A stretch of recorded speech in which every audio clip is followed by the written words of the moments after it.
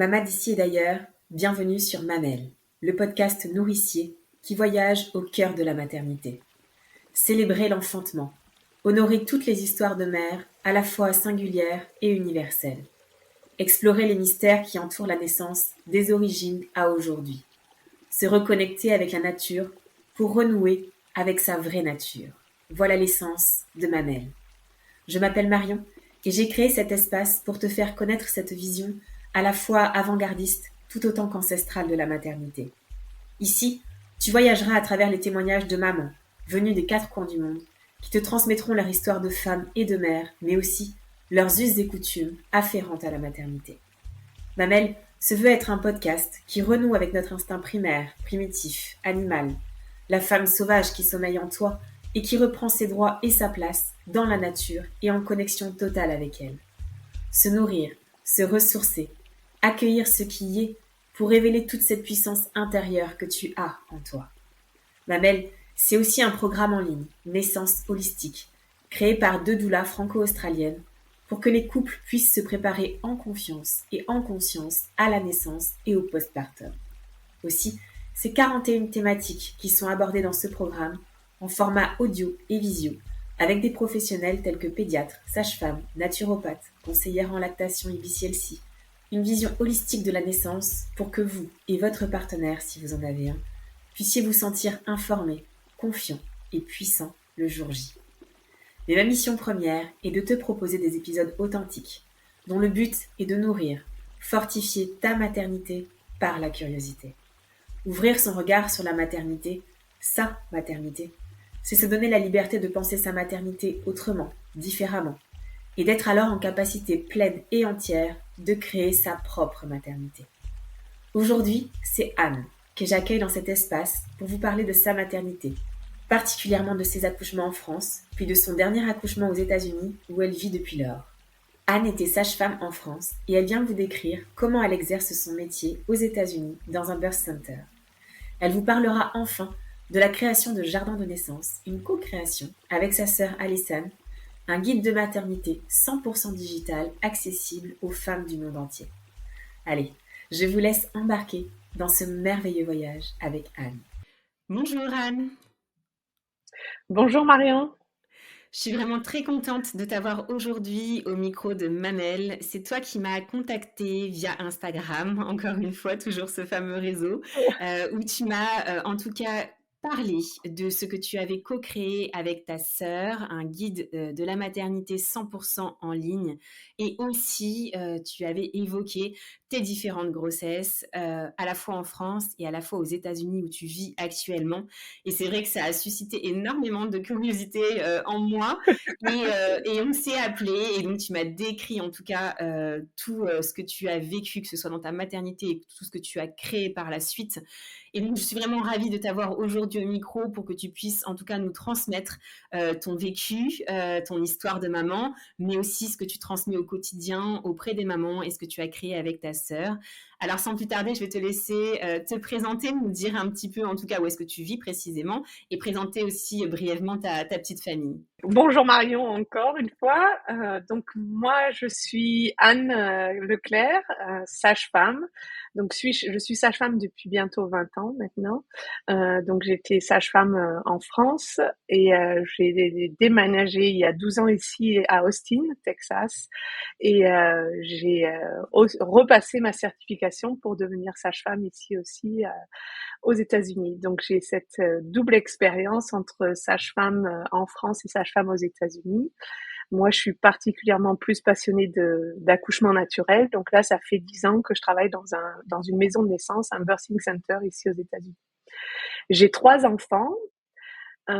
J'ai 2 grands qui ont 15 et 17 ans et j'ai mon petit dernier qui a 10 ans maintenant et qui est né ici aux États-Unis. Alors justement, c'est là aussi où tout est intéressant, c'est que sur ces grossesses que tu as menées à la fois en France et à la fois aux États-Unis, c'est là aussi où moi, en tout cas, j'aime à savourer ce que tu as pu vivre et quel accompagnement tu as eu, en tout cas, à la fois en France et aux États-Unis, et quelles sont les différences que tu as pu remarquer, alors qu'elles soient bonnes ou moins bonnes.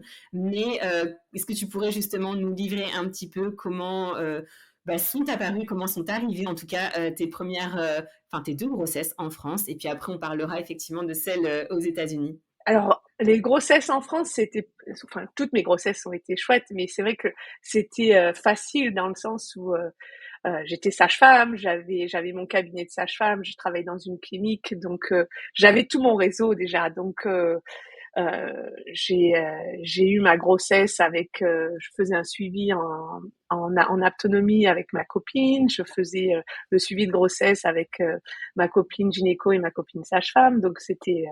Mais bon, j'ai quand même eu tout plein de petits soucis. Hein. Pour ma première grossesse, j'ai quand même enchaîné les saignements. Enfin, j'ai eu toutes les complications. Moi qui voulais l'accouchement et la grossesse la plus simple, j'ai eu toutes les complications possibles durant ma grossesse. Hein. J'ai eu saignement à 15 semaines, Ouais. test pour le test génétique, j'avais l'alpha-fétoprotéine élevé, donc il a fallu faire des examens supplémentaires parce qu'il y avait un risque de spina bifida. J'ai fait une menace d'accouchement prématuré. Je les ai quand même enchaînés, tu vois. Mais j'ai toujours eu ce côté très optimiste. À 32 semaines, je me suis retrouvée hospitalisée parce que j'avais quand même. Je suis allée pour mon échographie du 3e trimestre et je dis à ma copine, je contracte quand même pas mal.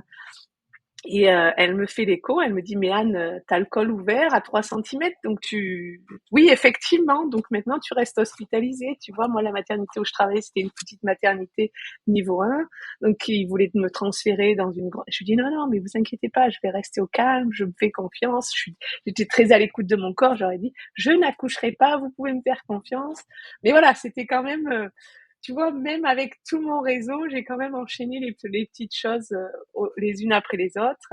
Euh, mais je suis quand même arrivée jusqu'à 38 semaines de grossesse euh, Ouais.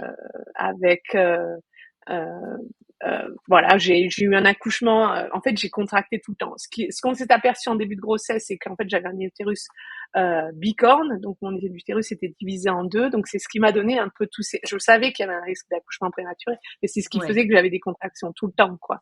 Donc D'accord. même quand tu vois à partir de 35 semaines, ils m'ont dit c'est bon, tu peux rentrer chez toi. Ils m'ont dit bon ben on t'attend à tout moment pour accoucher.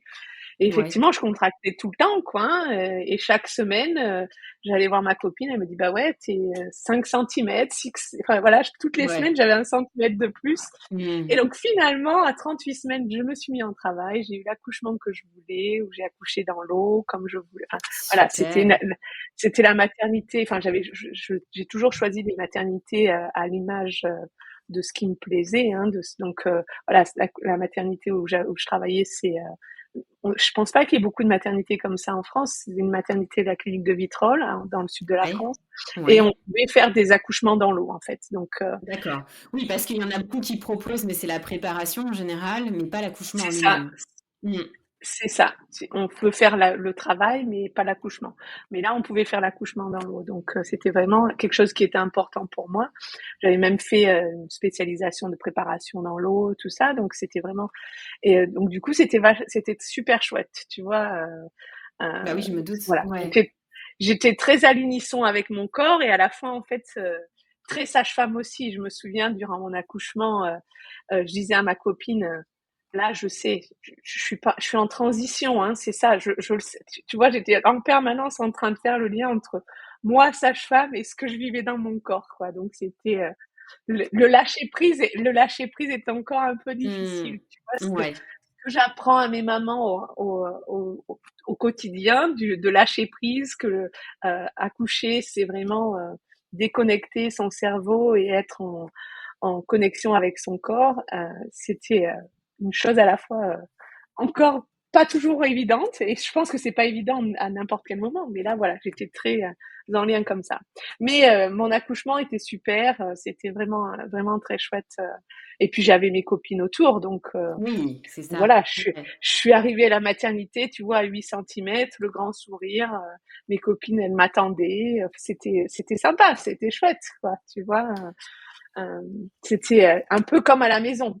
Moi, C'est ça. limite, Oui, j'aurais voulu, oui. Mmh. voilà, limite, j'aurais voulu un accouchement à la maison. Mon mari m'a toujours dit non, moi, je me sens pas, et chose que j'entends, quoi, tu vois. Ouais. Mais du coup, là, ça revenait un peu comme à la maison, puisqu'au final, c'était mon quotidien. Donc C'est quand même c'était un magnifique accouchement quand même pour un premier. C'est quand même juste en tout cas, même si la grossesse a été effectivement plus ou moins difficile, si l'accouchement est resté quand même un merveilleux souvenir pour toi et en ah corrélation oui. avec ton projet de naissance aussi. C'est exactement ça, oui. C'était tout à fait. Enfin voilà, c'était l'accouchement que je voulais. Voilà, j'avais travaillé sur moi pour vraiment arriver à ça et j'étais très contente. Voilà, malgré toutes ces péripéties, Bah oui, quand même, ouais. j'ai réussi à travailler sur moi. Après, je suis une personne comme ça. Je pense que je suis très euh, optimiste en permanence, tu vois, et j'essaye de vraiment toujours de me reconnecter en me disant bon allez, c'est bon, on peut y arriver, euh, on passe la prochaine étape, quoi, tu vois. Ouais. Mmh. Euh, voilà, je pense que c'est quelque chose de profond en moi qui est comme ça, quoi. Moi, en fait, j'ai fait une formation en autonomie et c'est vraiment, je pense que tout est lié autour de ça, tu vois, tout est lié autour de l'hypersensibilité, de la présence avec l'autre. Euh, donc, quand enfin, j'ai été accompagnée pour mes deux premiers enfants. Et pour mon troisième, je faisais ma formation quand j'étais enceinte du troisième.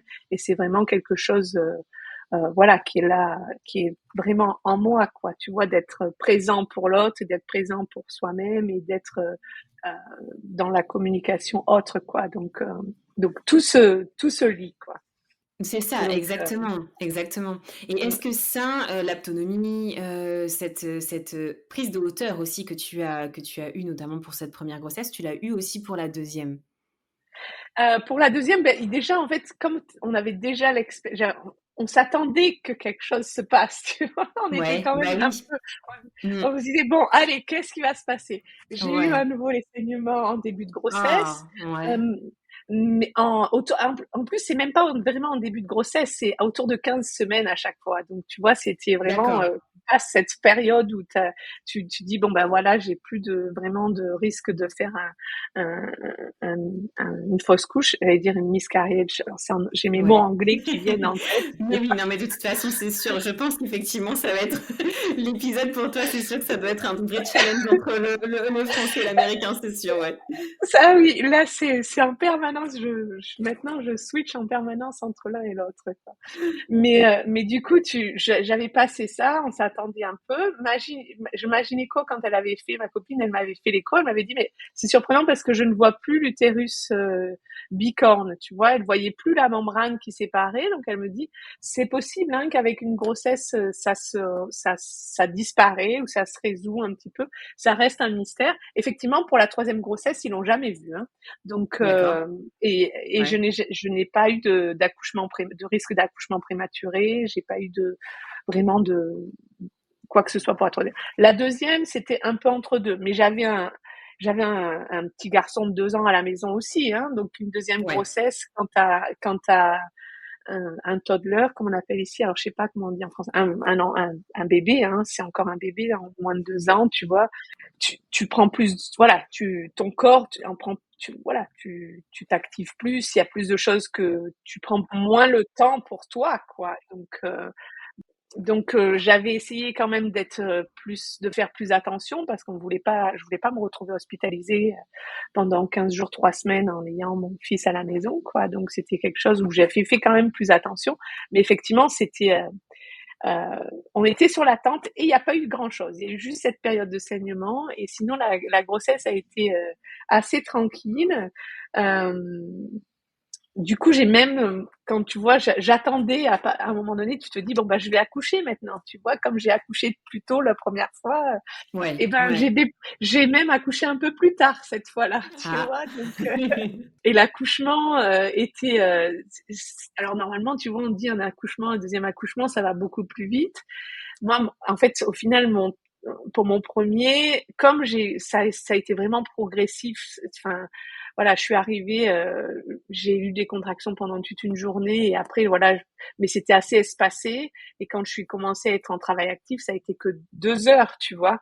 Ouais. Et 2 heures de travail vraiment très actif. Sinon, avant ça, c'était bon, j'arrive avec des contractions une fois toutes les 10-20 minutes, t'arrives vraiment à te reposer, quoi. Tu vois, t'es Ouais. plus dans l'attente, quoi.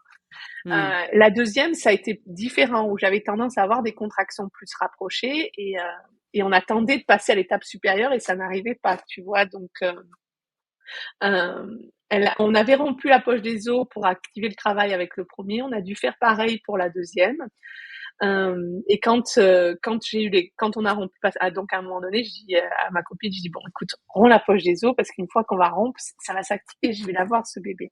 Effectivement, j'ai rompu la poche des os, j'ai fait mon travail mais là, tu vois, j'étais déjà à la maternité bien avant. Enfin voilà, j'étais à 5 centimètres, j'étais déjà là. Alors, en fait, j'avais tellement peur d'accoucher à la maison, puisque je me suis dit, ça a été tellement vite la première fois, on va pas refaire la même chose. Ouais. Et du coup, on était un peu dans l'attente. On a rompu la poche des os, j'ai fait le travail dans l'eau. Et tu vois, à un moment donné, pour le coup, là, j'avais trop chaud, j'étais pas bien. Donc, il a fallu que je sorte de la baignoire. J'ai dit non, non, mais là, je peux plus. Je suis allée aux toilettes, enfin, j'étais allée faire pipi. Et je reviens, je dis aux filles, ah non, mais là, sur les toilettes, j'étais très, très bien. Est-ce que vous avez pas Ouais. est-ce que je vais essayer le tabouret d'accouchement parce qu'on avait le tabouret d'accouchement. Et du Ouais. coup, je me suis assise sur ce tabouret d'accouchement et je crois, 2 contractions, j'ai senti ma fille descendre, tu vois, j'ai eu cette sensation. Et en fait, je le vois bien, hein, au quotidien quand j'accompagne mes mamans pour un deuxième bébé, cette Ouais. descente, en fait, autant le premier, c'est un va-et-vient quand le bébé arrive. Euh, la deuxième, ça a été pouf, quoi.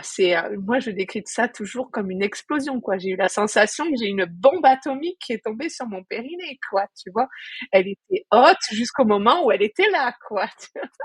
Ouais. Donc, Ouais. Ouais.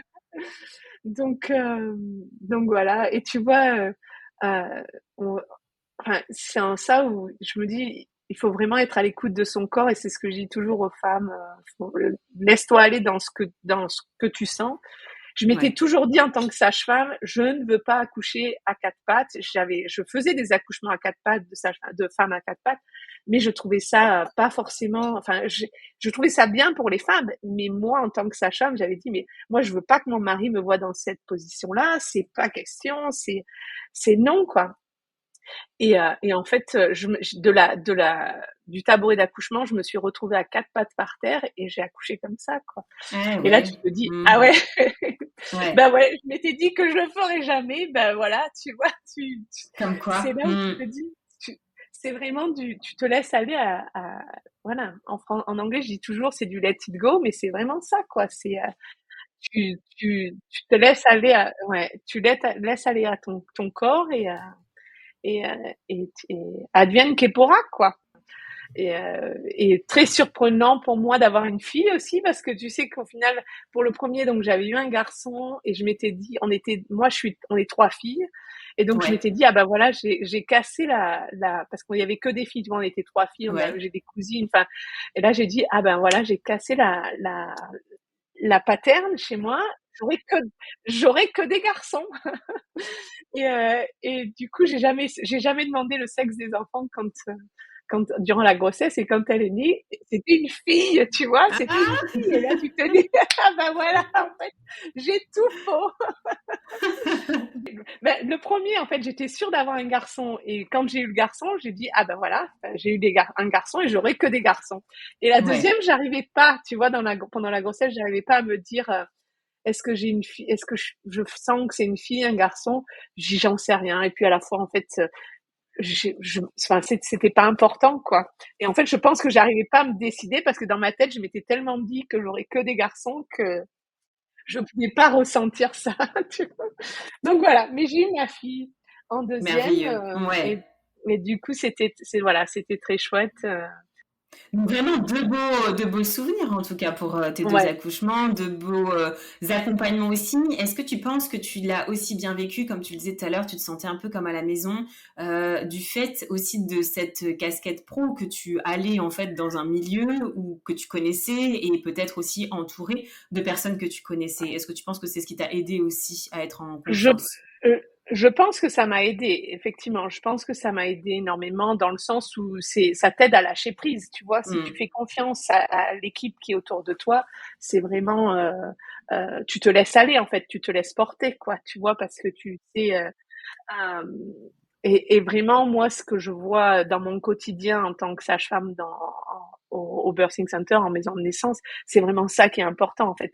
Plus les femmes te font confiance et se laissent porter, euh, plus ça facilite, en fait. Ça facilite parce que elles sont pas dans la retenue ou dans la peur de qu'est-ce qui, qu'est-ce qu'on va me proposer, en fait. Donc c'est vraiment, et moi, un de mes objectifs, c'est vraiment ça. C'est, tu vois, en anglais, on parle de empower. C'est vraiment de donner Oui, le pouvoir, mais c'est vraiment ça, en fait.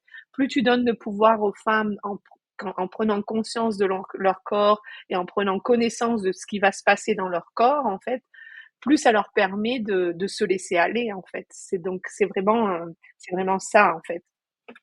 Donc, quand j'étais en France, je faisais beaucoup de préparation à la naissance, tu vois, et c'était vraiment, donc on faisait, j'étais dans un groupe de sages-femmes, on était 3 sages-femmes, où on faisait à la fois des groupes où on parlait et à la fois on faisait de la préparation à naissance dans l'eau, tu vois, dans de l'eau salée, et c'était super parce que ça mettait vraiment en face des femmes avec leur propre corps, quoi. ouais, Donc ça, totalement. c'était chouette. Et, Mmh. et là maintenant, aux États-Unis, alors si on arrive avec ma troisième expérience aux États-Unis, pour le Justement, coup, ouais. Ouais. c'était assez surprenant dans le sens où euh, je suis arrivée, moi je cherchais la même chose. Tu vois, je Ouais. cherchais, bon ben je suis sage-femme, donc première chose, c'est que je cherche des sages-femmes. Tu vois, je cherche des sages-femmes voilà, ce sera plus facile pour moi. Mais du coup, en fait, déjà ici, c'est pas les sages-femmes. Il y a pas beaucoup. Enfin, alors, je vais te dire, il y a pas beaucoup de choix. Je trouve que ça fait 12 ans maintenant que je suis ici, donc mon fils il Ouais. a 10 ans, donc ça fait 11 ans. Je pense que en 11 ans, la situation a beaucoup changé quand même par rapport à ce que moi j'ai vécu quand je suis arrivée. Mais en fait, les sages-femmes t'en voient pas autant. Si tu les vois, les sages-femmes, tu vas les voir, elles font beaucoup plus. C'est des accouchements out of hospital, donc en dehors Ouais. de l'hôpital, tu vois. Donc ça va être vraiment pour des accouchements à la maison ou pour des Ouais. accouchements en maison de naissance. Et la maison D'accord. de naissance, c'est vraiment une maison, c'est une unité à part, quoi. C'est pas une maison de naissance attachée au birthing center, tu vois. Oui. C'est voilà, on a enfin, moi qui travaille maintenant, on a notre propre clinique en gros, tu vois, C'est ça. et D'accord. et et c'est moi et mon assistante, quoi. Quand tu viens pour accoucher, je n'ai personne d'autre, quoi. Tu vois, c'est moi et mon assistante. Donc c'est vraiment, tu vois, moi qui avais l'habitude de travailler même on était en maternité de niveau 1, donc on était très indépendante, on gérait tout, mais tu avais le Ouais. gynéco sur place qui dormait sur place, tu avais le pédiatre qui était sur place. Donc en fait, Mmh. si on avait besoin, on était là. Maintenant, je suis dans une dynamique où c'est moi toute seule, donc en fait, je suis plus dans la.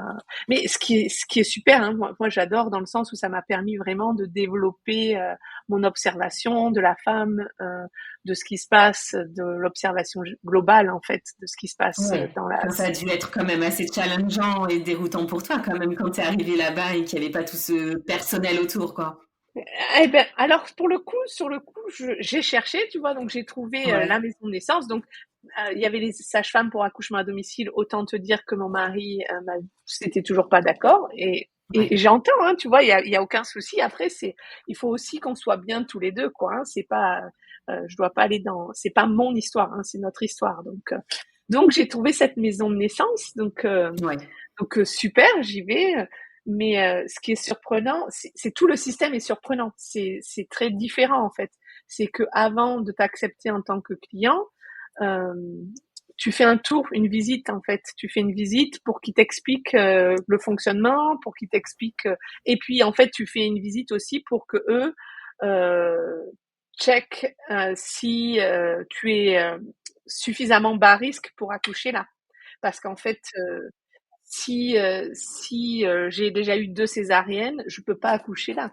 Si j'ai enfin, en fonction des antécédents médicaux, on sait qu'il y a des besoins de monitorer bébé en permanence avec le moniteur, je peux pas accoucher au birthing center, tu vois. Donc déjà en fait, je fais ce tour. je comprenais pas trop à quoi ça correspondait pour moi en tant que sage-femme, tu vois. Donc c'était déjà, j'ai ok, bon ben ils me font ça.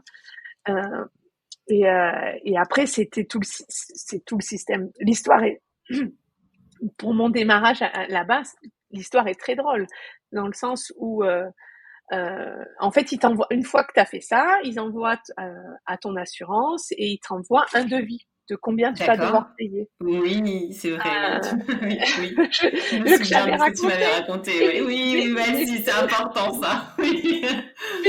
mais c'est pour dire que moi, j'arrivais en tant que Française et donc Bah oui. recevoir un devis sur ma santé, ça me paraissait mais complètement hallucinant. Mais ok, Ouais. d'accord. Mm. Et alors ils me disent, bon ben voilà, vous devrez payer 1 000 $. Je dis, mais c'est pas possible en fait, 1 000 $. J'ai Ouais. une assurance santé, donc je comprends Mm. pas ce que vous me dites, quoi. Surtout qu'en plus, j'avais été hospitalisée pour mon premier, donc pendant 15 jours, donc j'avais vu ce que j'avais dépensé, enfin ce que ça m'avait coûté, et ça m'avait coûté très peu comparé. Donc je dis, mais je comprends pas comment ça se fait que je vais devoir payer autant. Ouais. Donc c'était des échanges par email. Et je leur avais dit, écoutez, vous êtes très gentils, je vous remercie, mais en fait, si c'est pour payer autant, je vais aller voir un gynéco ou sur lequel je serai couvert, quoi. Et, Ouais. euh, et entre-temps, j'avais une copine qui m'avait dit non, non, mais Anne, 1 000 $, c'est pas cher du tout. C'est tout à fait correct parce qu'en fait, le gynéco, il va te dire un prix. Mais une fois que tu arrives à l'hôpital, quand tu vas être hospitalisé, tu vas devoir payer un copay pour ta chambre, un copay Mais pour la oui. chambre du bébé, un Mm. copay pour la visite du pédiatre. Donc, en fait, les 1 000 $, tu vas les atteindre, quoi. Mm. Je dis, ah ouais. Du coup, j'étais complètement, voilà, tu vois, complètement naïve sur ce point-là. Et alors là, maintenant, 12 ans plus tard, je peux te dire que ils viennent avec 1 000 $, je leur dis, ah ouais, mais c'est pas cher. Parce que Ouais, je ouais, sais ouais. que la santé coûte aux États-Unis. La santé aux États-Unis, ça n'a rien à voir, quoi. Mais ce C'est, qui peut aussi, ce qui fait aussi qu'on entend le fait qu'il y ait plus d'accouchements à domicile ou en tout cas en dehors des systèmes médicaux entre guillemets. Est-ce que tu penses que oui, le lien, bien évidemment, de l'argent a un impact là-dedans? le lien de l'argent et aussi le lien avec, pour le coup, je trouve que il y a vraiment, donc les sages-femmes, nous, notre approche, enfin ce que je vois avec l'approche que l'on donne avec les femmes, ce qu'elles nous disent, mais elles nous disent, mais moi j'apprends beaucoup plus avec vous que si elles étaient avec un gynéco avant.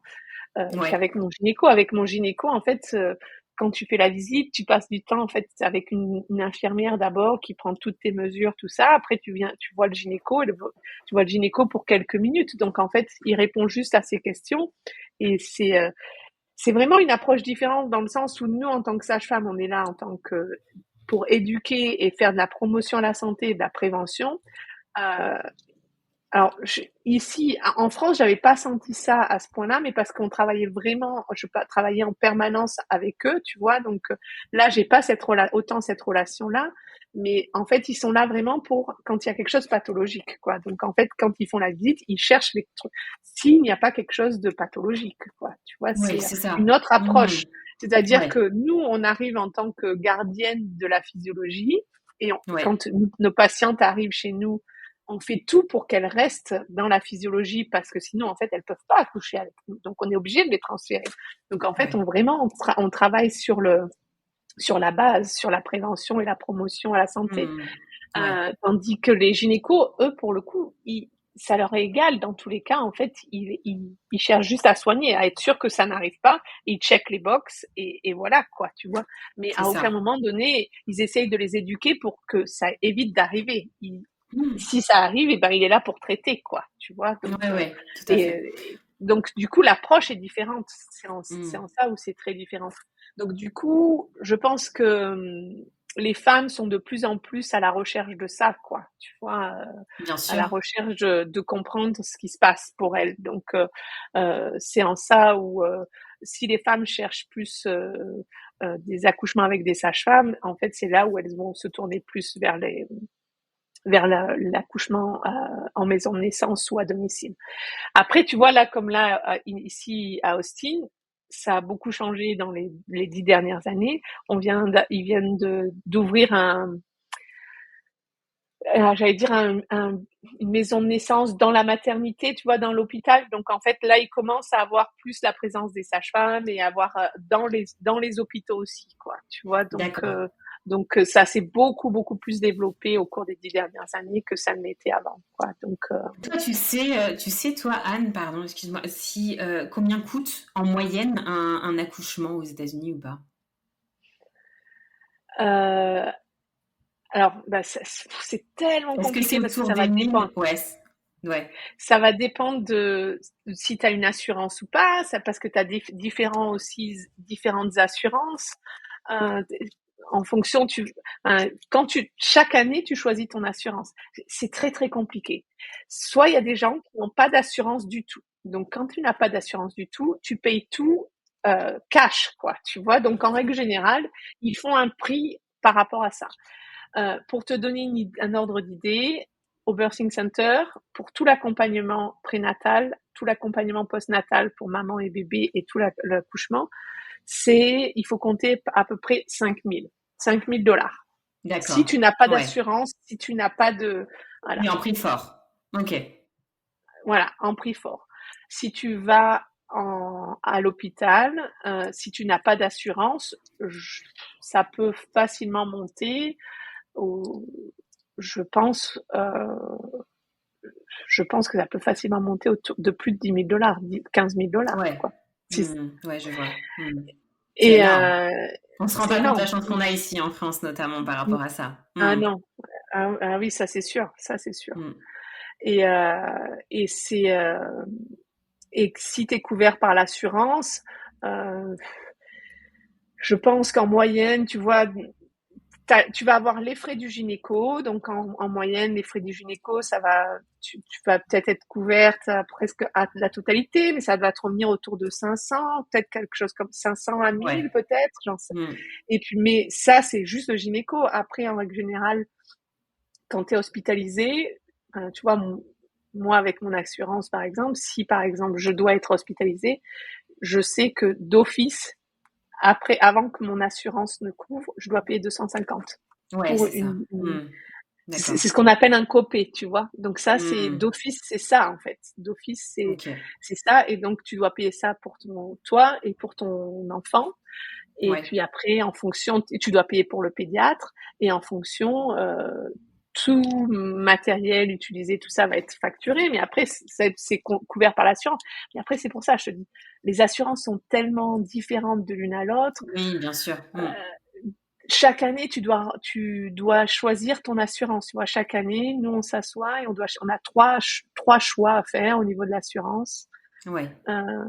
Et tu dois réfléchir à si tu veux payer. En fait, en gros, c'est soit tu décides, tu payes un maximum tous les mois ton assurance. Je sais pas, hein, j'ai pas d'ordre d'idée là parce que c'est plus mon mari qui s'occupe de Ouais. ces, de tout ça. Mais soit tu payes un maximum tous les mois et du coup tu payes très peu quand tu te fais soigner. Soit tu payes beaucoup moins, mais par contre, tu sais que quand tu vas te faire soigner, ben, tu vas devoir Ouais. euh, payer beaucoup plus. Donc, c'est-à-dire que si tu payes beaucoup, par exemple, je sais que Mm. mon copay, quand je vais chez le pédiatre, il sera de 15 euros. Si je D'accord. prends le plus faible forfait, mon copay, il va être de, je crois, 150 euros. Tu vois. Donc, D'accord. Ok.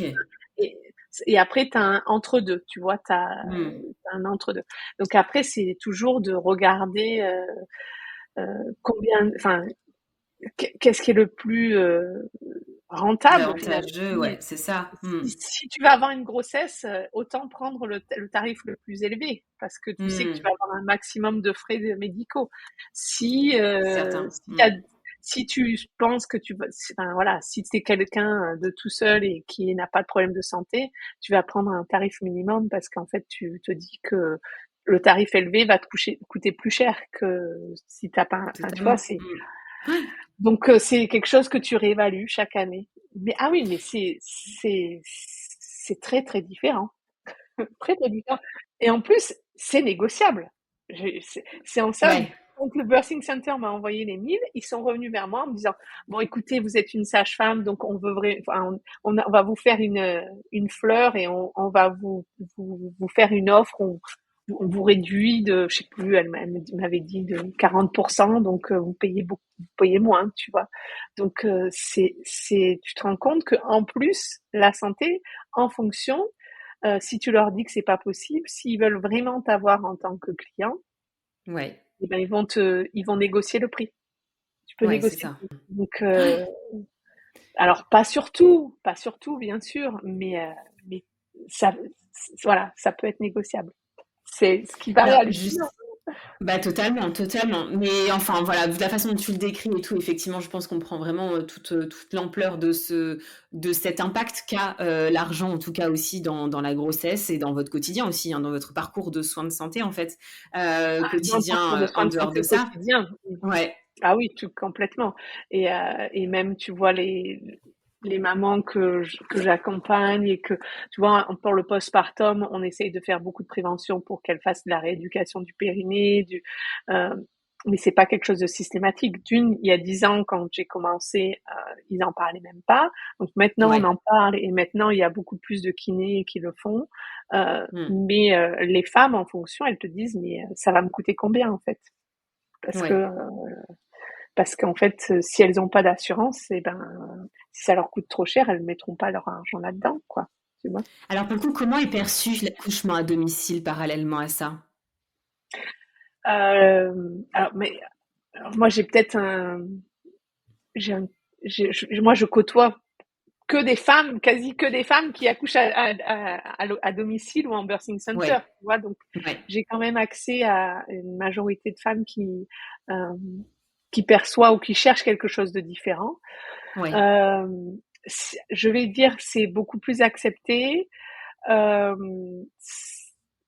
En fonction par rapport à l'hôpital, comme nous, on est une structure quand même qui est très établie. On est quand même un birthing center qui est là, qui est ici depuis bientôt 30 ans, tu vois, sur Austin. Donc en fait, il y a une certaine réputation, une certaine relation avec les hôpitaux qui fait que ouais, ils reconnaissent en fait notre value ou nos compétences en fait, c'est tu ça. vois, Mhm. Ouais, et notre manière de travailler. Maintenant, d'accord. dans les accouchements à domicile, après, on a quand même des protocoles, tu vois, on a on suit une accréditation enfin voilà, pour rentrer dans certaines sécurités, tu vois, on va pas accepter tout le monde, c'est vraiment quelque chose de cadré. Donc, en fait, du coup, la relation avec l'hôpital avec lequel on travaille la majorité du temps, on a une très bonne relation. Ça se passe très très bien. Je Ouais, sais par contre que ça n'a pas toujours été le cas, même avec le Birthing Center. Et je sais aussi que certaines sages-femmes à domicile ne sont pas reçues aussi bien. Mais après, en fait, elles vont se mettre parfois dans des situations qui euh, sont parfois un peu plus j'allais dire dangereuses, c'est pas dangereuse, mais elles vont tenter quelque chose que personnellement, moi, je ne tenterais pas en dehors de l'hôpital, tu vois. ça, Euh, ouais, quand quand certaines sages-femmes font des accouchements de jumeaux à la maison, euh, ouais. nous, au Birthing Center, on le fait pas. Ça, c'est quelque chose, ça fait partie de notre risk D'accord. assessment, tu vois, où en Ok. fait, non, parce qu'en fait, on sait très bien que quand le deuxième arrive, il y a un risque de césarienne plus important et qu'à un moment donné, en fait, c'est mieux d'être. Ça ne veut pas dire que tu peux pas avoir un accouchement naturel et un accouchement comme tu Bien veux, sûr. mais Il y a peut-être plus de risques, quoi. Mm. il y a plus de risques. Donc en fait, il faut faire dans un endroit un peu plus encadré, quoi. Tu vois, un peu plus. Ouais, ouais, ouais, bien sûr. Euh, donc après, voilà, il y a des situations comme ça où certaines sages-femmes, ouais, je trouve que elles, elles, elles- elles jouent beaucoup, C'est c'est ça. bien, Mm. mais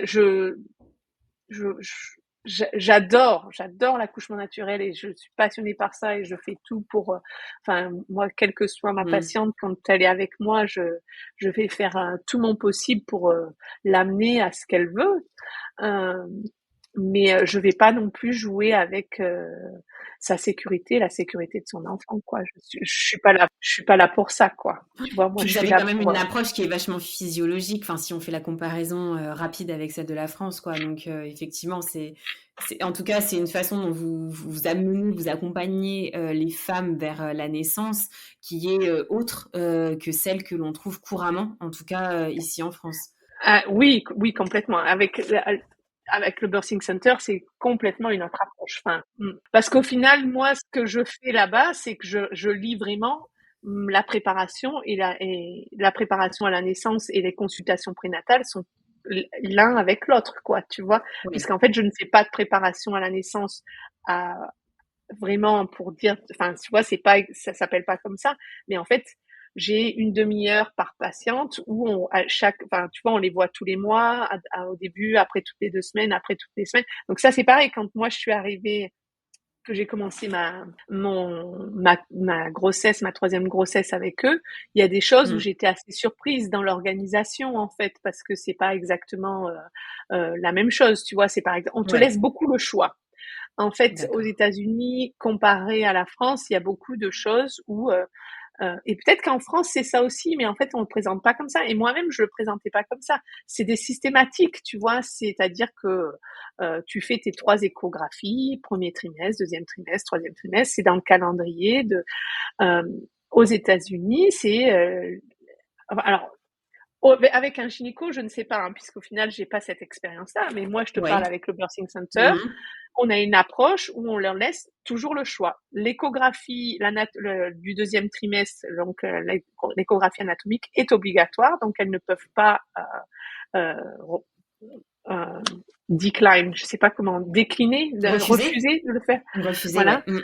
Ouais, elles ne peuvent pas refuser parce que ça nous donne trop d'éléments importants pour l'accouchement, tu vois, de savoir où est Ouais. positionné le placenta, pour savoir si bébé n'a pas de problème cardiaque, n'a pas besoin n'a pas des besoins spécifiques pour la naissance. Mais après, l'échographie du premier trimestre, c'est si tu en as envie. Ouais. On fait pas forcément d'échographie du troisième trimestre. On envoie pour une échographie du troisième trimestre si nos mesures cliniques sont en décalage, tu vois. Donc, c'est-à-dire que si les mesures ne correspondent pas aux attentes cliniques, ben là on dit Ouais. bon bah il faut surveiller, il faut avoir un peu plus de surveillance, donc on vous envoie faire une échographie. D'accord. Si elle commence à dépasser le terme de plus de 10 jours, ben là, on va faire une échographie aussi, tu vois, mais c'est vraiment assez limité, tu vois, le nombre d'échographies. Ouais. Euh, alors, il y a toujours le test de glucose, tu vois, mais c'est vrai que du coup, D'accord. moi, quand je suis arrivée en tant que sage-femme, j'étais quand même un peu perturbée, quoi, parce que c'est quand même pas exactement la même chose, quoi. Non, Même une autre vision. et voilà, c'est une autre vision. Et en plus, mon anglais était quand même pas parfait, quoi. Tu vois, donc des fois, j'avais Mais oui. l'impression que moi, j'arrivais. Donc, autant te dire que moi, j'ai fait des études de sage-femme. Donc, l'anglais, après le lycée, j'ai arrêté. Au lycée, si tu demandes à mes copains du lycée, j'étais, s'ils avaient si c'était attendu à ce qu'il y en ait un d'entre Ouais. nous qui parte aux États-Unis, ça n'aurait pas été C'est moi, sûrement quoi, pas parce toi. que Ouais. les langues, ça ne me plaisait pas. J'avais plutôt un esprit plutôt scientifique et sur autre chose que Ouais. voilà, ça ne m'intéressait pas, quoi. Donc j'avais vraiment un niveau basique où j'osais pas parler. Donc, ben, mon suivi de grossesse, c'est un peu passé comme ça, tu vois, où Ouais. bon, je Mmh. savais en tant que sage-femme ce à quoi je m'attendais, donc ça m'aidait au moins. Euh, mais il y avait des communications parfois qui étaient compliquées, quoi. Mais bon, c'était chouette, c'était vraiment, enfin voilà, moi j'étais contente. J'ai essayé de trouver, tu vois, des cours de préparation. Bon, je faisais ma formation d'autonomie, donc au final, je faisais encore des allers-retours avec la France, donc ça m'a D'accord. aidé pour moi. Mais Ouais. tu vois, j'avais essayé de chercher s'il y avait des choses, mais en fait, il y avait voilà, c'est plus, il y a beaucoup de doulas. Donc, je sais qu'en France, j'entends maintenant que ça se fait beaucoup plus. Oui. Mais ici, voilà, c'est très implanté. En fait, tout ce qui est préparation à la naissance, accompagnement postnatal, accompagnement pendant le travail, voilà, c'est toutes les doulas, c'est tout le travail des doulas, quoi, tu vois. Ce qui se faisait beaucoup, voilà, quand je leur demandais si c'était de la préparation, c'était beaucoup de yoga, tu vois. Et je dis Ouais. ouais, bon, c'est pas forcément ce que je cherche. Est-ce qu'il y a pas d'autre chose? Parce qu'en France, finalement, on a accès, tu vois, donc l'autonomie, mais les cours de préparation dans l'eau, la sophrologie. Enfin, tu vois, tu as quand même un panel de différentes choses. Oui. Mm. Et je trouvais que là, à l'époque, c'était assez limité, quoi, ce qu'ils proposaient, tu vois, c'était yoga. Alors maintenant, tu vois, voilà, avec 12 ans d'écart, peut-être que c'était moi qui cherchais pas assez bien. Je pense que ça s'est beaucoup développé. Voilà, parce que c'est vrai que le monde des doulas, il y en a énormément, mais encore plus maintenant, tu vois. Je suis beaucoup plus, enfin, j'en connais beaucoup plus maintenant que ce que je connaissais avant. Et en plus, ce qu'elle propose, ça s'arrête pas au yoga, tu vois. Il y a des tas Non, d'autres du tout. choses, quoi, maintenant. Non, du tout. Donc, Ouais. du coup, voilà. Je te dis, c'est peut-être que j'avais pas mon esprit suffisamment ouvert, ou ça a évolué avec les années. Euh, Mm. mais voilà. Mais du coup, euh, donc ma troisième grossesse s'est passée comme ça. Pour le coup, pas vraiment de. J'avais peur de faire un accouchement prématuré, d'avoir des contractions. J'ai eu Ouais. un épisode de contraction, mais ça s'est vite passé. Et tu vois, pour le coup, euh, ce que j'avais pas forcément conscience quand j'étais euh, en France, c'est ici, quand on a tes contractions, on te dit, ben, il faut te reposer, mais aussi il faut que tu boives beaucoup plus. Tu peux prendre du magnésium pour essayer de. Si tu bois pas assez, en fait, ton muscle il est beaucoup plus tendu, contractile. Donc, il faut boire plus, prendre du magnésium. Le magnésium, ça va aider aussi à relâcher les muscles. Et, Ouais. en fait, j'avais pas, avec toutes mes années ici, j'ai pris vraiment beaucoup plus. Alors c'est rigolo parce qu'elles me disent, les étudiantes sages-femmes, quand elles me disent ouais, c'est toi qui maîtrises plus l'homéopathie, les herbes et tout ici. Et au final, j'ai appris ça plus. J'avais des notions en France, mais je les ai appliquées beaucoup plus de manière médicale. Ici, c'est beaucoup plus. Je me suis appris à être beaucoup plus dans l'observation en fait de la femme, et de l'utiliser différemment en fait. Donc, euh, donc ouais. Donc c'est rigolo parce qu'elles me disent mais c'est toi qui vas essayer tout. Et voilà, quand j'ai une maman en travail avec moi, je vais essayer tout ce qui est possible pour qu'elle aille là où elle veut aller. Donc du coup voilà, j'ai tous mes petits outils, mes petits tools à droite à gauche que je vais utiliser, et donc voilà.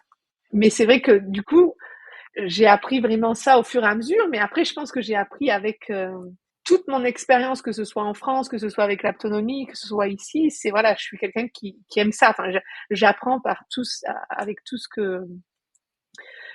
que j'observe autour de moi, quoi. Tu vois, donc je ne sors de aucun accouchement sans me dire bon ben alors, ok, qu'est-ce que j'ai fait, qu'est-ce que j'aurais pu faire de mieux, euh, voilà, qu'est-ce que j'ai appris, quelle sera mon euh, quelle Ta est la plus-value à la petite fin. graine, Ouais. voilà, ma C'est plus-value ça. pour la prochaine grossesse, la prochaine femme que je vais accompagner, quoi, C'est ça. finalement. Alors, est-ce que c'est toutes ces graines qui ont été germées en toi, qui ont germé justement, qui ont été semées, qui ont germé en toi, qui ont donné naissance à Jardin de naissance, si j'ai pas évoqué le nom tout à l'heure? Exactement, Ouais, parce que c'est vraiment c'est ça en fait. Là, on voit vraiment tout le process, tout l'ancrage aussi au fur et à mesure. Tu prends tes marques aussi, tout ça. Et peut-être justement nous parler comment est née en fait cette idée avec ta sœur aussi. Eh ben, c'est exactement ça. Quand j'ai cherché ce nom jardin de naissance, c'était vraiment ça, quoi. C'est toutes les graines que j'ai reçues, je veux les partager, quoi. Tu vois. Et j'estime que je suis là vraiment pour semer des petites graines auprès de chaque maman, pour vraiment la faire grandir dans ce qu'elle veut, dans sa maternité, dans son postpartum avec son bébé. Tu vois. C'est vraiment l'idée derrière ça. Et comment ça a démarré? Alors, moi, j'avais voulu faire de l'autonomie ici depuis que comme j'avais fait ma formation. Donc, j'avais commencé ça il y a des années, mais j'avais pas vraiment développé trop parce que je travaillais au birthing center. J'ai vraiment évolué beaucoup au birthing center donc ça me prenait beaucoup de temps. Et puis j'avais mes enfants qui étaient plutôt jeunes, mais du coup je faisais de l'autonomie. Et au cours des années, j'ai quand même beaucoup de gens qui me contactaient, tu vois, des expatriés de New York, de Los Angeles, de San Francisco, qui cherchaient et qui auraient voulu recevoir un accompagnement avec moi. Et pour le coup, la distance faisait que c'était compliqué. Et l'année dernière, avec ma sœur, j'ai commencé à me dire, bon, bah, je suis dans une phase de ma vie où finalement, j'arrive à me poser plus. Mes enfants sont plus grands, parce qu'ils ont 10, 15 et 17 ans hein, maintenant. Donc voilà, tu vois, j'ai mon plus grand qui part l'année prochaine, tu vois, à Et oui, ça l'université. y est déjà. Bah oui, ouais, ça Voilà. passe. Ouais, Alors, ouais, ouais, ouais. alors, tu vois, si on m'avait dit que la dernière année comme ça où tu prépares, qui vont partir en fait, hein, tu les prépares à partir.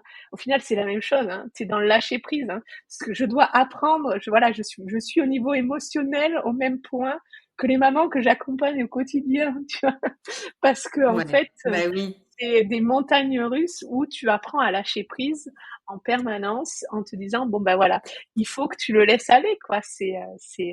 Voilà, tu l'as mis au monde pour qu'il en arrive là quoi, et qu'il parte. C'est Donc ça. Ben oui, oui, oui, c'est normal. C'est encore un cheminement, encore un autre passage de vie, j'ai envie de dire. Non, non, c'est vrai, c'est pas simple.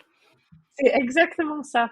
Et donc du coup l'année dernière, j'ai dit à ma sœur et en fait, je me suis dit bon écoute, je trouve que il y a quand même un besoin, vraiment un besoin autour des femmes expatriées de cet accompagnement parce que finalement, et puis j'ai des patientes françaises hein, qui viennent régulièrement, de temps en temps, enfin régulièrement, j'allais dire une par an qui est au birthing center et elles sont toujours ravies quand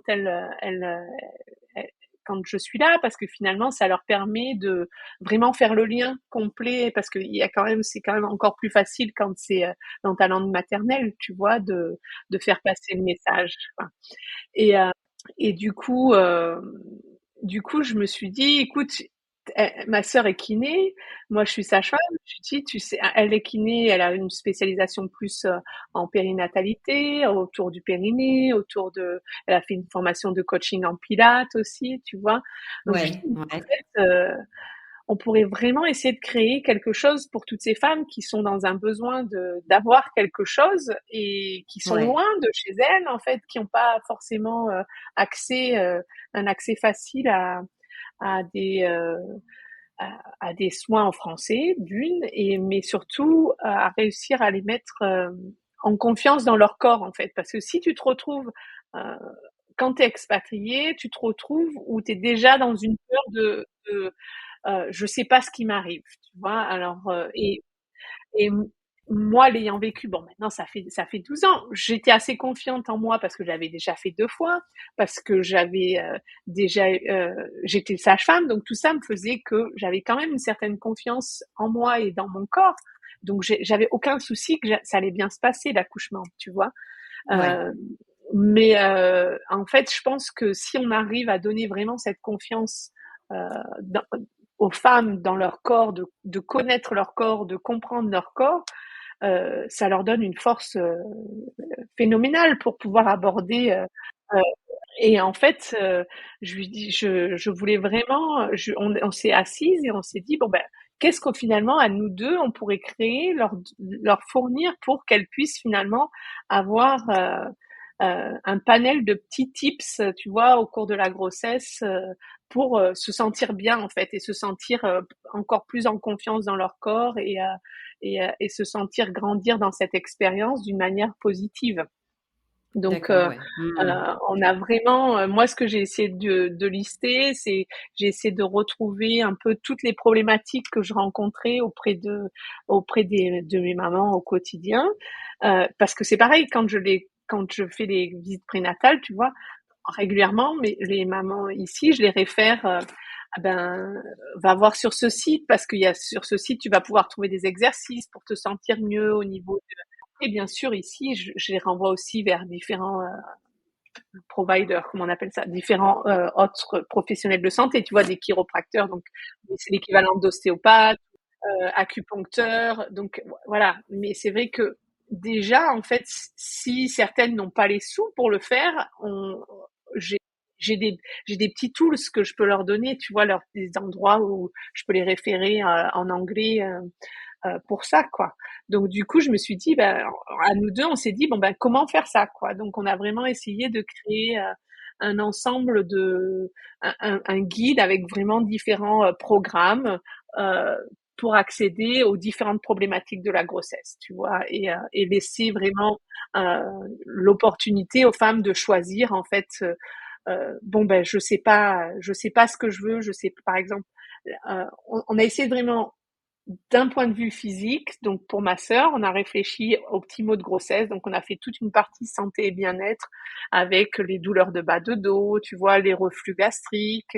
Quels sont les conseils pour ça? Donc en fait, il y a déjà toute une partie de santé et bien-être. Et après, il y a Ouais, une partie accompagnement physique où ça va être plus, tu vois, du pilates, et ouais. on a essayé de prendre, enfin, on connaît après nous, on a notre petit réseau autour de nous, donc on a essayé de trouver une prof de yoga, comme ça, en fait, les femmes peuvent avoir accès à du yoga aussi. On a trouvé Oui. une hypnothérapeute aussi, donc du coup, ça permet aussi, voilà, les femmes, elles peuvent trouver, tu vois, différents, bon ben, je veux me faire une séance de pilates, et ben, j'ai ça à disposition. Je voudrais essayer de l'hypnose pour essayer de vraiment me relâcher et prendre du temps pour moi. Et ben, t'as l'outil à la disposition. J'ai une amie aussi qui fait de la méditation en pleine conscience, le mindfulness, Ouais, euh, qui est aussi finalement très en lien avec l'autonomie, tu vois, dans le sens où c'est vraiment beaucoup par rapport à la présence à soi, quoi. Donc c'est ça.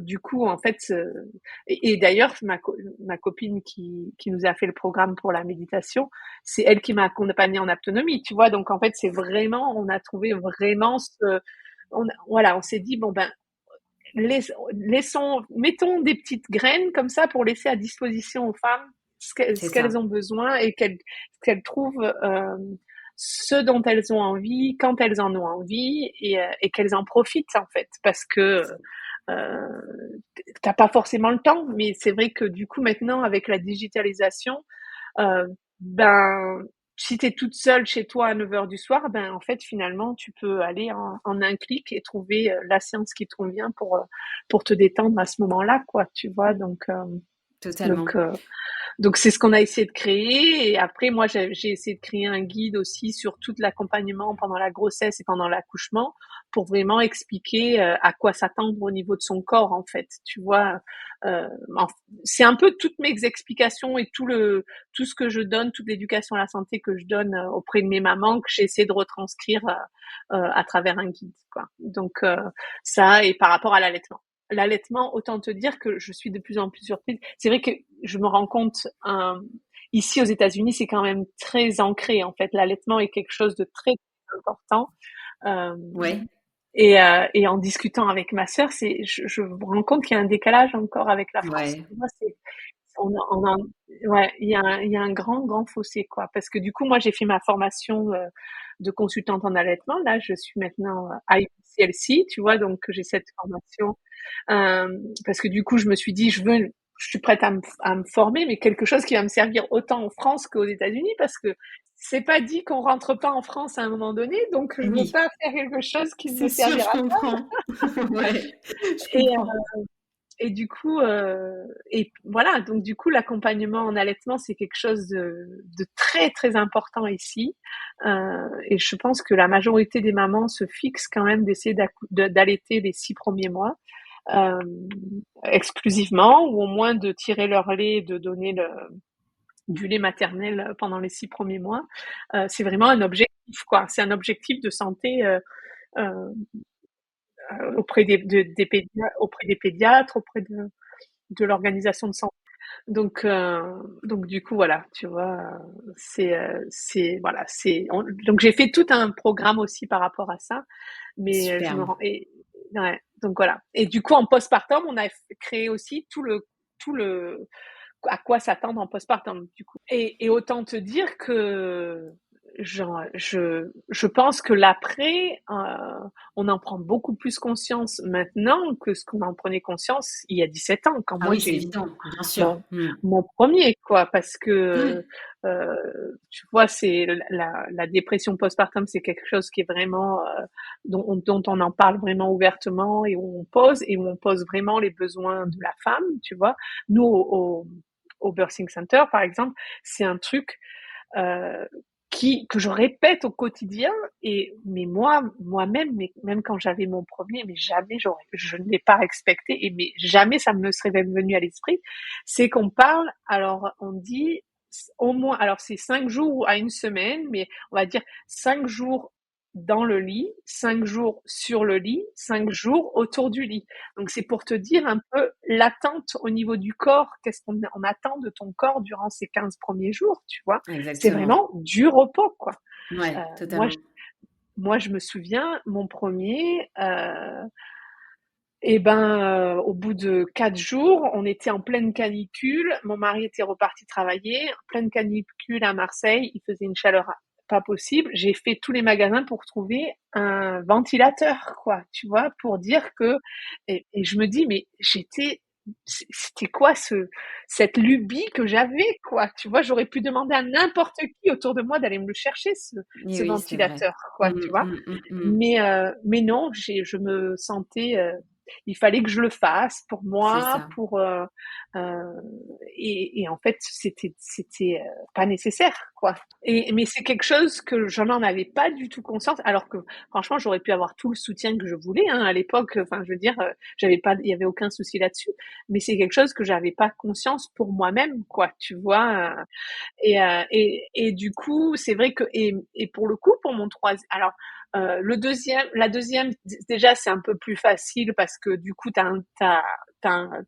j'avais un plus grand, donc il fallait que je mette quelque chose en place pour m'aider, quoi, parce que à un moment donné, tu peux pas faire tout, hein. Donc Bien je sûr. m'étais améliorée sur mon postpartum, mais à 10 jours, ou je sais plus, une semaine ou 10 jours après l'accouchement de ma fille, j'étais au mariage de ma copine, quoi.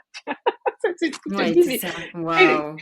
Mmh. alors, j'ai pas fait tout le mariage, j'ai fait juste la cérémonie, mais en soi, quel était c'était pas, et en plus, je me souviens, ma copine me disait, mais non, ne le fais pas. Je dis, mais si, ça me fait plaisir pour toi, je le fais. Ouais, Mais ouais. maintenant, moi, j'aurais une de mes mamans qui me dit ça, je lui dirais, je pense que c'est pas raisonnable, quoi, tu vois. Et on apprend avec l'âge, on apprend avec la société aussi, tu vois, qui fait prendre conscience des choses. Mais c'est vrai que mon troisième, pour le coup, j'ai beaucoup mieux géré mon postpartum par rapport à ça. Mes enfants étaient plus grands, hein, donc ils avaient 5 et Et 7 ans, oui, donc ça, ouais, c'est plus aidant, c'est ouais. plus Mmh. facile. Ouais, Mmh, ouais, bien ouais. sûr.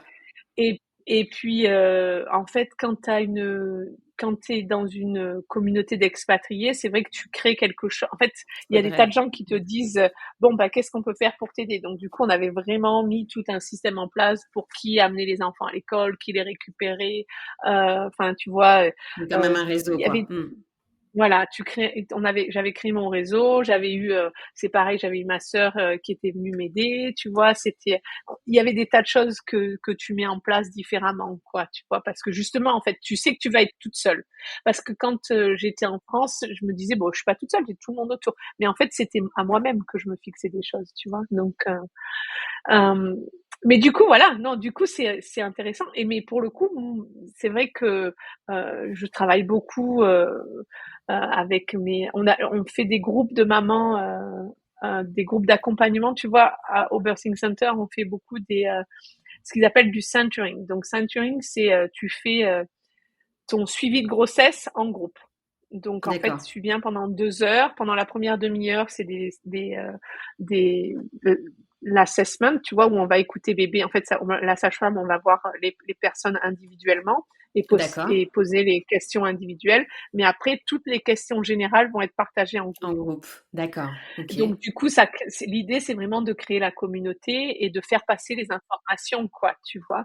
Et du coup, on a des séances avec différents topics, à chaque fois et du coup, c'est un peu ça que j'ai voulu essayer de recréer, tu vois, à travers mes guides et à travers parce que ce qu'on veut faire, c'est ce qu'on fait, c'est des séances une fois par semaine, soit avec moi, soit avec Alissane, où en fait, on parle à travers différents topics, tu vois? Les différents topics sur, une sur comment préparer son postpartum, une Ouais, des sur comment thématiques, préparer particulières, ouais. e- Mmh. exactement, tu vois. Et c'est vrai que préparer son postpartum, c'est quelque chose qui est maintenant, euh, enfin enfin c'est Essentiel. voilà, c'est Mmh. essentiel et c'est Mmh. surprenant, hein. Enfin, pour le coup, c'est surprenant tout ce que au fur et à mesure des années, je vois ce que les gens mettent en place, quoi. Mais et pour le coup, je pense que ici, aux États-Unis, alors je te dis, moi, je suis peut-être en décalage, hein, parce que ça fait 12 ans que je suis partie de la France, mais il y a quand même un esprit très communautaire où Ouais. tu fais vite. Alors à la fois les gens sont très individualistes, mais tu fais vite partie d'une communauté. Alors c'est à toi de trouver ta communauté ici, hein. Ça peut être ta communauté à travers ta church, tu vois. Ils sont quand même. Moi, je suis au Texas, hein, donc ils sont quand même tous beaucoup très chrétiens. Donc à travers leur église, à travers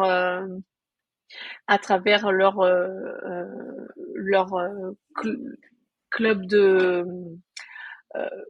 leur club je cherche le nom en français, tu vois, mais Ouais. J'arrive j'arrive pas à savoir pas le club de rencontre professionnelle, à... je Ouais, suis en train de alors ça, chercher.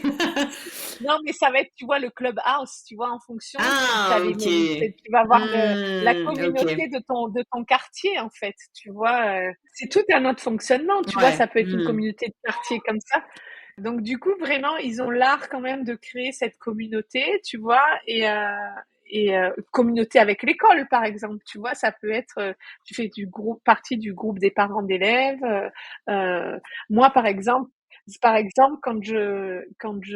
pour ma grossesse, j'avais une maman, et c'est rigolo parce que c'est une de mes meilleures amies. Ça fait 12 ans, enfin, on se voit pas tous les jours, mais en fait, on compte énormément l'une sur l'autre.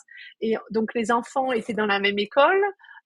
Ils sont plus dans la même école maintenant.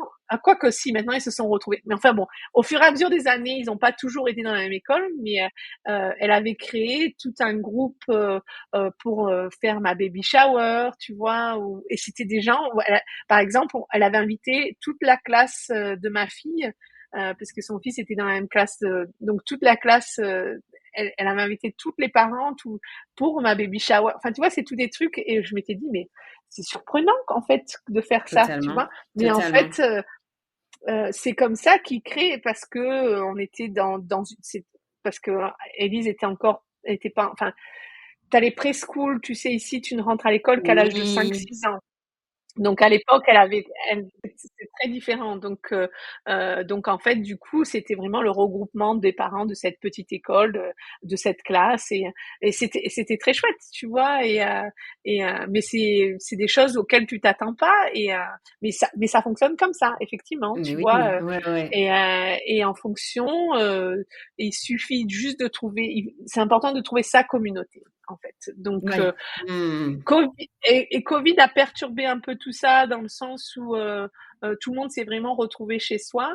Donc je trouve que là, en sortant de Covid, c'est vraiment encore plus important. Tu vois, Ouais. encore plus important pour les parents de retrouver ce sentiment de communauté parce que pour le coup, il y a eu vraiment une cassure pendant un, un à 2 ans.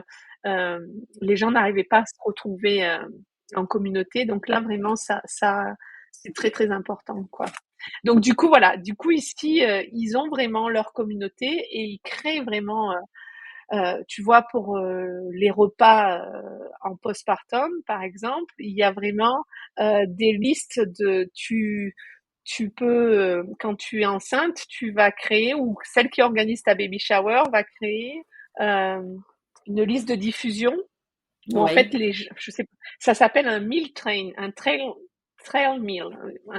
En fait, Ouais. tu t'inscris pour aller leur Ouais. apporter à manger. tu vois, Ouais, donc c'est ça, ils ouais. inscrivent les jours Un et, portage de repas à tour de rôle, en fait.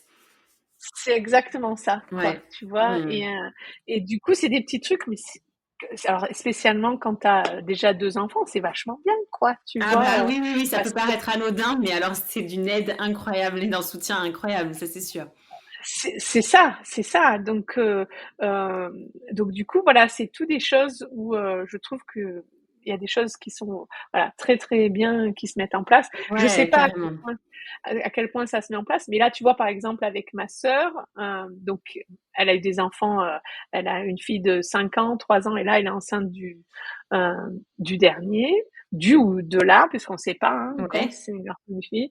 Et du coup, ben là, moi, j'ai prévu d'y aller et j'étais allée pour sa première, pas pour sa deuxième, c'était en plein Covid, donc c'était pas possible. Et du coup, pour ouais, ma sœur, tu vois, quand on a créé Jardin de naissance, ça lui a beaucoup parlé aussi, parce que pour le coup, ouais. elle s'est euh, une grossesse pendant le Covid, ça n'a Ah pas bah été oui, évident. je me C'est doute. pas évident, Oui, hein. oui, C'est, totalement. Non, non, tu saisis vraiment l'ampleur de tout ce que vous avez créé à travers ce guide, mais aussi par rapport à la richesse aussi de toi, ton propre parcours, cette expérience, cet horizon aussi. Et on sent effectivement que c'est un apport et une source et une ressource qui est différente en tout cas et qui vient nourrir en fait le projet et ce que vous avez créé en fait à c'est ça, travers c'est Jardin ça. de naissance. Ouais, totalement. Ouais, c'est vraiment l'idée de tout ça. Mais du coup, voilà, tu vois, donc je vais y aller pendant 10 jours où je vais m'occuper de ces Ouais, filles on et suivra je vais tout ça sur les m'occuper réseaux. voilà, et je vais De m'occuper loin, mais ouais. de la nourrir pendant 15 jours, tu vois. Ouais, super. Bah oui, parce que c'est quasiment imminent, parce qu'effectivement, voilà, de toute façon, lors de la diffusion de l'épisode, je mettrai bien évidemment toutes les informations pour qu'on puisse retrouver bien évidemment le guide de naissance 100% en ligne, mais aussi pour qu'on puisse vous retrouver sur les réseaux sociaux, notamment sur Instagram, parce que vous faites des chouettes vidéos vraiment, et on voit notamment effectivement Et ouais, ta sœur qui est vraiment sur le point, en tout cas, de donner naissance. Mais vraiment, voilà, il y a ça aussi, il y a ce côté-là aussi qui est intéressant aussi pour pouvoir vous suivre. Mais vraiment, déjà, Anne, je voulais vraiment te remercier parce que tu nous as fait vraiment voyager au cœur d'un autre système, d'un autre fonctionnement, parce que tout au long de l'épisode, en fait, on a été vraiment happés par cette autre vision. Tu nous as vraiment très bien décrit le fonctionnement, ton rôle, toi, en tant que sage-femme, mais aussi l'accompagnement et ce que tu as pu vivre aussi.